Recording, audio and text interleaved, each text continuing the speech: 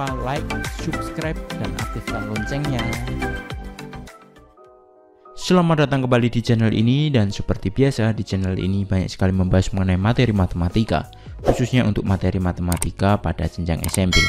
Dan di video kali ini kita akan membahas mengenai materi komplement suatu kejadian dan frekuensi harapan.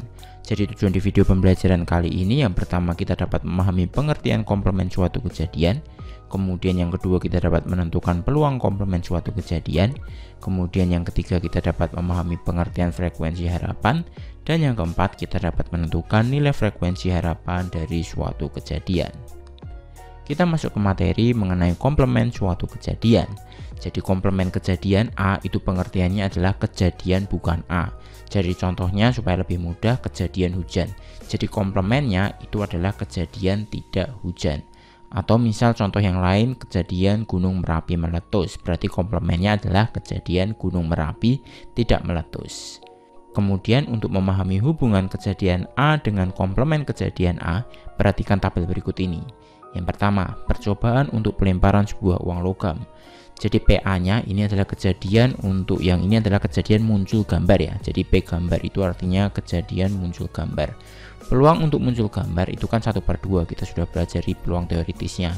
Kemudian untuk pelemparan sebuah dadu, kita masih ingat ya, S-nya atau ruang sampelnya itu terdiri dari angka 1, 2, 3, 4, 5, dan 6. Kemudian kalau peluang muncul nomor 2, berarti nomor 2-nya kan cuma 1, berarti 1/6. Kemudian untuk pelemparan 2 buah dadu, ini adalah peluang muncul berjumlah 12. Jadi mata dadunya kalau dijumlah hasilnya 12, itu titik sampel yang dimaksud adalah 6,6 ya.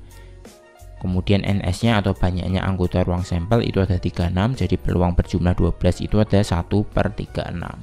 Kemudian kalau kita lihat untuk peluang komplementnya, berarti peluang bukan A-nya. A-nya di sini adalah menyatakan kejadiannya ini. Jadi peluang bukan gambar, kita tahu ya bahwa kalau bukan gambar berarti angka, itu peluangnya juga 1/2.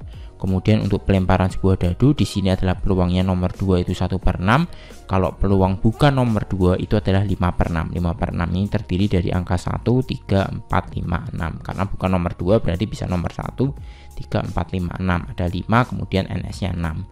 Kemudian untuk percobaan pelemparan 2 buah dadu, berarti peluang bukan berjumlah 12 itu ada 35/36. Jadi selain 6,6 itu kan ada 35 titik sampel. Jadi peluangnya 35/36. Kemudian kalau kita perhatikan antara ini setengah, di sini setengah, kemudian di sini 1/6, di sini 5/6, kemudian di sini 1/36, di sini 35/36. Kalau kita lihat ini kalau dijumlahkan hasilnya 1 ya, jadi setengah tambah setengah kan 1. Kemudian 1/6 tambah 5/6 kan jadi 6/6 sama dengan 1. Kemudian 1/36 ditambah 35/36 kan juga 36/36 atau disederhanakan juga 1. Jadi kita tahu ya bahwa hubungan peluang A ditambah dengan peluang bukan A itu hasilnya adalah sama dengan 1. Atau dengan kata lain, untuk mencari peluang bukan A itu bisa dituliskan 1 dikurangi peluang A. Nah, supaya kita lebih mudah memahaminya, kita langsung simak ke contoh soalnya saja. Contoh soal yang pertama, 2 buah dadu dilempar sekali. Tentukan berapa peluang munculnya mata dadu berjumlah 10. Kemudian yang B, berapa peluang munculnya mata dadu bukan berjumlah 10. Jawab, kita ingat-ingat dulu untuk ruang sampel pada pelemparan 2 buah dadu ada 36 ya. Seperti ini. Kalau kita lihat peluang muncul berjumlah 10, jadi kita identifikasi dulu yang berjumlah 10 itu ada 64, 5,5, dan 4,6. Jadi peluang berjumlah 10 rumusnya NA/NS, NA-nya berarti ada 3 ya, NS-nya ada 36, jadi 3/36 atau disederhanakan menjadi 1/12. Kemudian untuk mencari peluang munculnya mata dadu bukan berjumlah 10, kita bisa memakai rumus yang tadi, yaitu adalah 1 dikurangi peluang berjumlah 10. Kita tahu peluang berjumlah 10 itu ada 1/12 ya.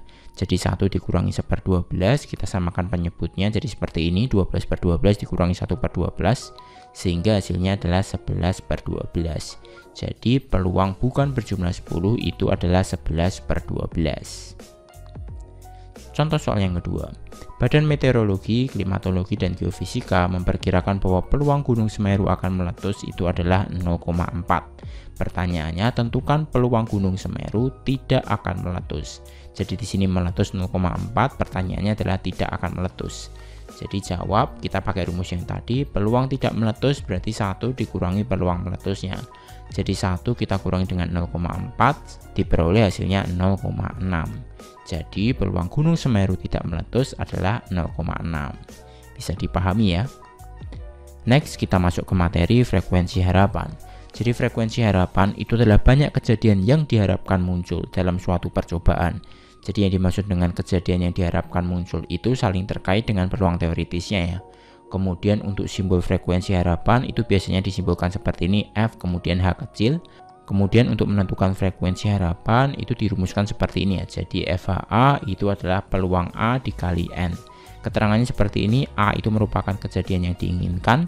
Kemudian PA-nya ini adalah peluang kejadian A, N-nya itu adalah banyak percobaan yang akan dilakukan.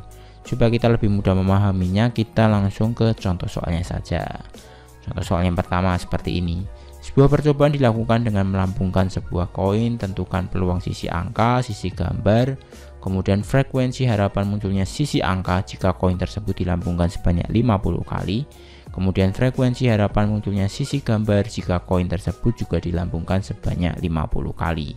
Jawab kita masih ingat ya, untuk satu koin itu cuma ada angka, ada gambar.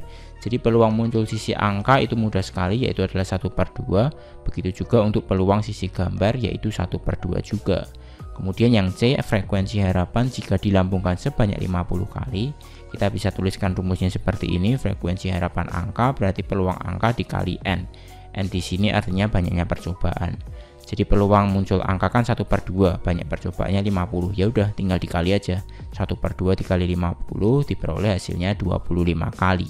Kemudian untuk frekuensi harapan munculnya sisi gambar juga sama ya. Jadi FH gambar rumusnya peluang gambar dikali N, kemudian setengah, peluang gambarnya kan juga setengah, N-nya percobaannya juga 50 kali, sehingga setengah kali 50 diperoleh 25 kali. Jadi kalau kita akan melakukan percobaan ini sebanyak 50 kali, harapan kita itu 25 kali muncul angka dan 25 kali muncul gambar. Kemudian contoh soal yang kedua, sebuah perusahaan asuransi memperkirakan kemungkinan mobil mengalami kecelakaan dalam suatu perjalanan tol itu adalah 0,08. Dari 500 mobil yang disurvei, tentukan peluang mobil tidak mengalami kecelakaan. Kemudian yang B, banyak mobil yang diharapkan tidak mengalami kecelakaan. Nah, pada kasus ini yang dimaksud dengan banyak mobil yang diharapkan itu terkait dengan frekuensi harapannya. Frekuensi harapan. Kemudian banyaknya percobaan itu adalah 500 mobilnya. Nah, seperti ini. Kita jawab dulu untuk yang A, peluang mobil tidak mengalami kecelakaan, berarti kecelakaannya kan peluangnya 0,08. Berarti kita bisa tuliskan 1 dikurangi peluang kecelakaan, 1 dikurangi 0,08, jadi peluang tidak kecelakaan itu adalah 0,92. Kemudian yang B, banyak mobil yang diharapkan tidak mengalami kecelakaan, atau kita bisa tuliskan FH, frekuensi harapan untuk tidak kecelakaan, itu adalah peluang tidak kecelakaan dikali N. Jadi dalam kasus ini N-nya adalah 500 mobil yang disurvei. Kemudian peluang tidak kecelakaannya kan 0,92. Kita tinggal kalikan dengan 500 sehingga diperoleh hasilnya 460 mobil. Jadi dari 500 mobil yang disurvei, itu harapan kita supaya tidak kecelakaan itu ada 460 mobil. Oke, cukup sekian pembahasan di video kali ini. Untuk materi selanjutnya kita akan bahas di video berikutnya. Sampai jumpa.